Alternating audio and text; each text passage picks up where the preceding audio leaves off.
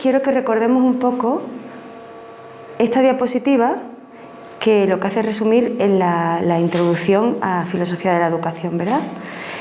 Seguramente alguno cogisteis apunte la semana pasada, pero quiero que tengáis claro que este va a ser el proceso que vamos a seguir en la clase y vamos a ver todas estas partes, aunque no siempre en este orden, ¿de acuerdo?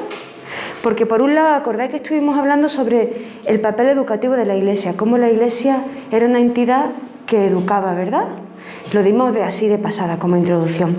Y hablábamos que la Iglesia siempre educa y lo hace siempre en dos sentidos, formando o deformando. El ideal es formar, ¿verdad? Pero vamos a ahondar en este concepto. La Iglesia como entidad educativa. Por supuesto que lo vamos a hacer desde la perspectiva bíblica. Y vamos a ver cómo la Iglesia, cuando está formando, no forma solo en conocimiento, sino que también está formando pues, en actitudes, en hábitos, en estilo de vida. De ahí ese ejercicio que hoy hemos hecho sobre cuando la Iglesia informa, o forma, o transforma. Bueno, la Iglesia no transforma. ¿Acordáis de ese concepto que hay que tener siempre en cuenta? Que es a priori, y es que el Espíritu Santo es el que transforma. Pero la Iglesia hablábamos de que como entidad educativa, su misión de alguna forma es crear todo el ambiente necesario para que pueda darse la transformación. Y en todo esto tiene que ver no solamente conceptos, sino también actividades, ministerio, tarea, trabajo, ¿sí? Vale. Entonces, estamos pensando que la Iglesia como entidad educativa, no solamente en el propio contexto de la Iglesia, sino también en la sociedad, porque evidentemente nosotros, como cristianos en el siglo XXI, influenciados por la sociedad, ya sea que nos forme o nos deforme también, la Iglesia tiene un papel muy importante para contrarrestar o apoyar. Y cuando hablamos de la Iglesia también estamos hablando en cierta manera de las personas que forman la Iglesia, las familias, etcétera, etcétera, ¿no? Sí, eso un poco de resumen.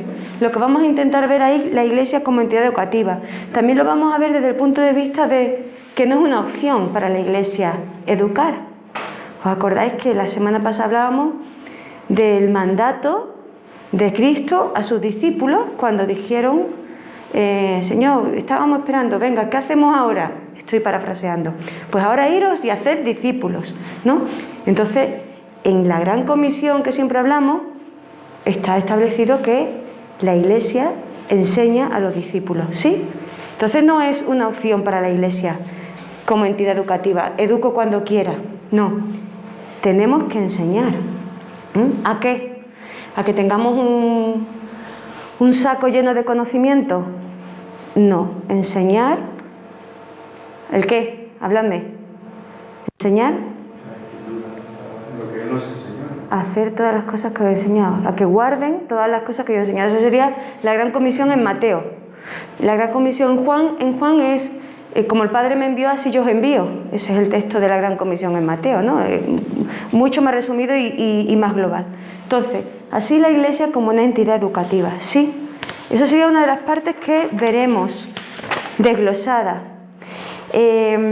Por otra parte, la pedagogía evangélica como reflexión sobre la práctica. Es lo que vamos a intentar. O sea, al buscar un fundamento bíblico para ver cómo debe de educar la Iglesia, tenemos que prestar atención a cómo en la práctica llevamos a cabo esto.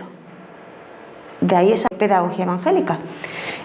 No por ser cristianos siempre lo hacemos mal, no por ser cristianos siempre lo hacemos bien, sino que hay que buscar las mejores formas, pero también viendo a la luz de la palabra cómo eso ocurría en el contexto de la Iglesia, en el contexto de Jesús, incluso también cómo ocurría en el contexto del Antiguo Testamento.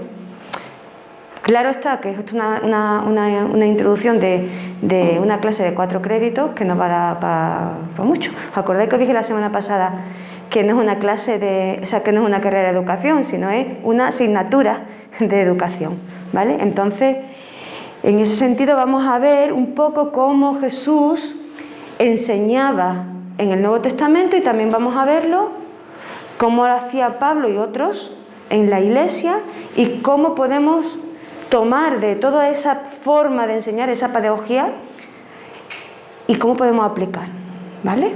O sea, esa sería otra de las partes. Y tenemos que reflexionar sobre ello. Tenemos que reflexionar porque algo nos está pasando que quizás dedicamos mucho tiempo a la educación en las iglesias, quizás, y no tiene el efecto que queremos. Entonces tendríamos que reflexionar sobre eso, ¿vale? Después otra parte que vamos a ver también tiene que ver con la pedagogía y la antropología, es decir, al estar reflexionando sistemáticamente sobre material bíblico, que lo vamos a hacer, ¿vale? Vamos a intentar ver cuál es la visión del ser humano en esa relación de pedagogía y antropología. ¿Cómo el ser humano aprende? Lo vamos a ver desde el punto de vista antropológico, pero vamos a pararnos con algún autor. ¿Os acordáis que os dije este autor, José Antonio Marina, que ya vais ahí buscando y todas estas cosas? Bueno,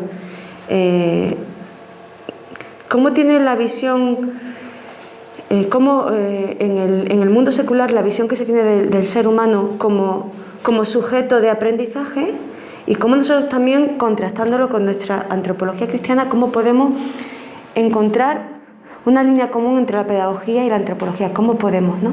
Y cómo no, cuáles son las diferencias con las que contamos, porque aunque miremos al ser humano desde el punto de vista de la antropología bíblica, hay asuntos que hacen que no sea tan fácil enseñar, ¿eh?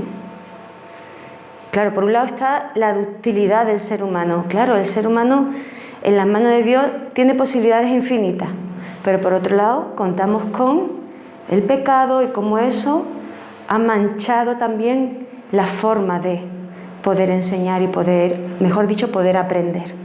Por último también veremos un poco la didáctica, es decir, esta sería otra disciplina, ¿no? Ya veis que vamos a tocar algunas disciplinas distintas, vamos a coger elementos de psicología, elementos de didáctica general, elementos de pedagogía.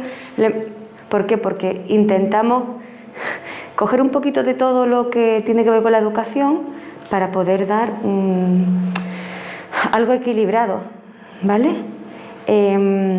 Pues eso, vamos a intentar ver en didáctica cuáles son los 8 principios en la educación. Hay 8 principios que nosotros usamos a la hora de enseñar, pero no lo sabemos, o sí lo sabemos, si somos ya educadores, ¿vale? O cómo ver cómo nosotros tenemos más inclinación a enseñar de una manera, pero estamos dejando de lado otras formas en estos principios que serían muy buenos dependiendo del grupo al que nos estamos dirigiendo. Pero bueno, ahí lo estaremos viendo, ¿no? Lo veremos. Y para esto haremos ejercicios. También vamos a intentar ver sobre la planificación en una iglesia. ¿Os acordáis que la semana pasada estuvimos viendo un poquito cómo se organiza vuestra iglesia? ¿Cuáles son los elementos que enseñan? ¿O qué actividades o momentos hay de educación? Bueno, hay muchas iglesias que no tienen ninguna planificación acerca de la educación cristiana. Entonces vamos a intentar ver un poco si es verdad. No sé si Jesucristo tenía una planificación hecha, pero enseñaba, eso sí está claro, ¿no? Y como a través del tiempo vemos que en el Nuevo Testamento, en la iglesia primitiva, ya se vio la necesidad de empezar a enseñar. ¿Cuándo? Pues cuando empezaban a convertirse los gentiles y chocaban con las tradiciones judías, y tuvieron que empezar a enseñar a los gentiles cómo debe de vivirse la vida cristiana, también a los judíos, cómo tenía que vivirse la vida cristiana. Y ahí también un poco empieza la planificación, como nosotros entenderíamos, ¿vale? Entonces, todo esto vamos a ir viéndolo pues con lectura, con tareas que vosotros vais a hacer, y vamos a ir ahondando.